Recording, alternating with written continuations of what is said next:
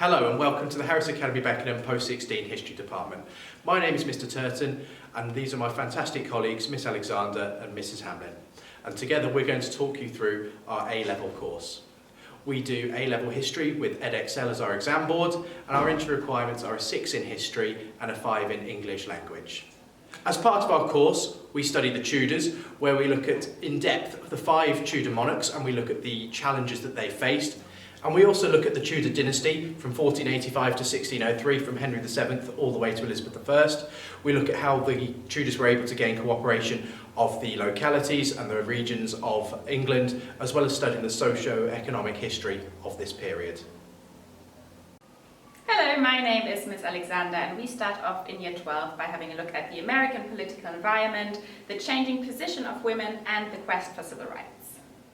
Hi, I'm Mrs Hamlin and I teach the South African module. The module itself is called From Apartheid to a Rainbow Nation. And we look at the oppression of the black South African people and how they rise above this in 1994. We look at this through key individuals and key experiences and key events that happened between the years of 1948 to 1994. Moving on into Year 13, you'll be doing your coursework, and as a coursework focus for us, we look at the origins of the Cold War.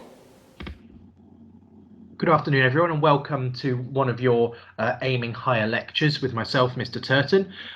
For those of you that don't know me, I'm one of the history teachers at Harris Academy Beckenham, and today I just wanted to give you a short introduction into the Crusades, which is a particular specialism and sort of part of history which I personally am absolutely fascinated by. So just to sort of show you about my area. My interests about the Crusades come from studying this period at university. Having never had the opportunity in school to discover this rather niche area, I finally had the freedom to choose an aspect of history to learn about more. Having watched several films such as The Kingdom of Heaven, set prior to the Third Crusade, and Robin Hood, the Kevin Costner version, not the Russell Crowe remake, where the leading character returns from Crusades, this really sparked my interest to know more about these areas. Furthermore, on holidays to Malta, which is where the Knights Hospitaller were based, as well as the Baltic states where the Teutonic Knights operated, I was able to gain more of a first-hand knowledge and immersion in this period of history, as well as the characters who were major players in this period. The latter group even formed the basis of my dissertation at university, which you can sort of see on the screen. And if you'd like to know more about the Teutonic Knights, please do come and ask.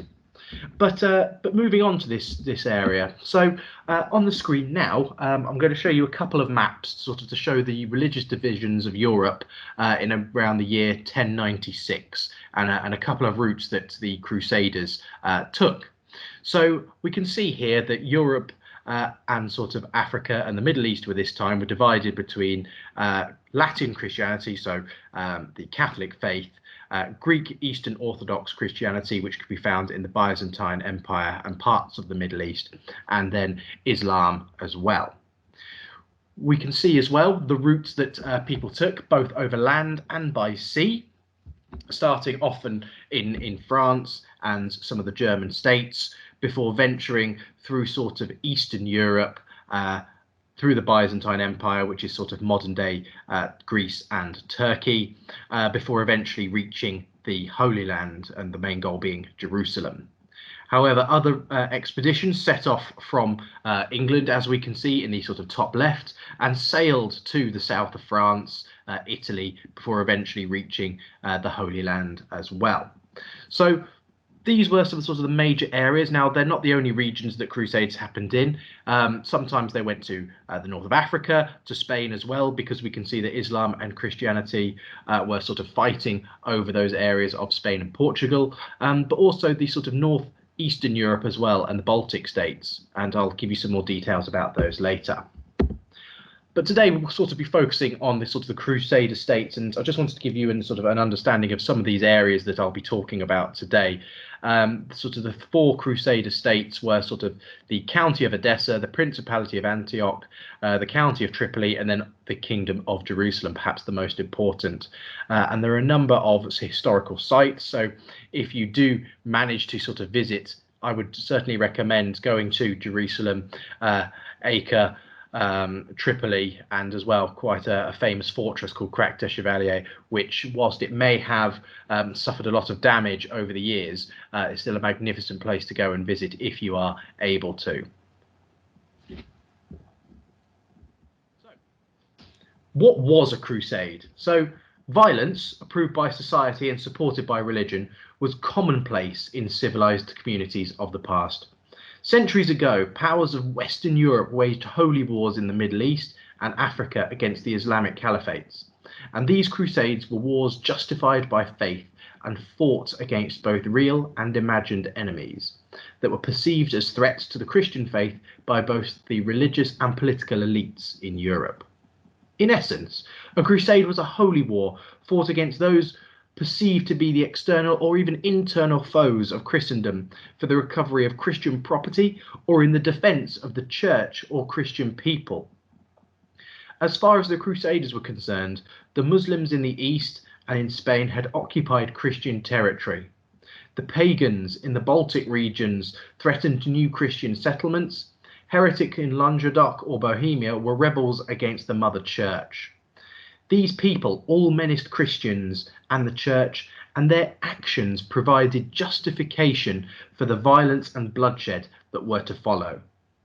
It is generally the view that crusades directed towards the recapturing of the Holy Land for Christendom were more important than those of other religions.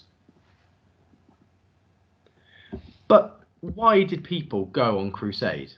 There are, of course, numerous reasons why. People would have been encouraged by their preachers, religious leaders, and the Pope that it was their moral duty to protect the innocent Christians who had been attacked and massacred by the Muslims. These exaggerated stories certainly permeated their way through medieval society, whilst others were driven by the promise of indulgences or forgiveness on the way to sort of purifying themselves of their sin by participating in the crusade. There was also a lot of financial benefit to going on crusade, especially for the nobility. It gave them the opportunity to carve out their own fiefdoms, as land in Western Europe was hard to come by. Certainly, there are also some who went on crusade as they had no choice but to follow their feudal lord into battle and travelling to the Holy Land as soldiers in the Holy Army. So these were some of the core reasons as to why people went on crusade. Essentially, they were encouraged by not only the religious leaders, but also for their own personal benefit as well. So were the Crusades successful? Now, the first crusade, called in response to a request for help from the Byzantine Emperor Alexius Comnenus, was astonishingly successful. The Crusaders conquered Nicaea, Antioch,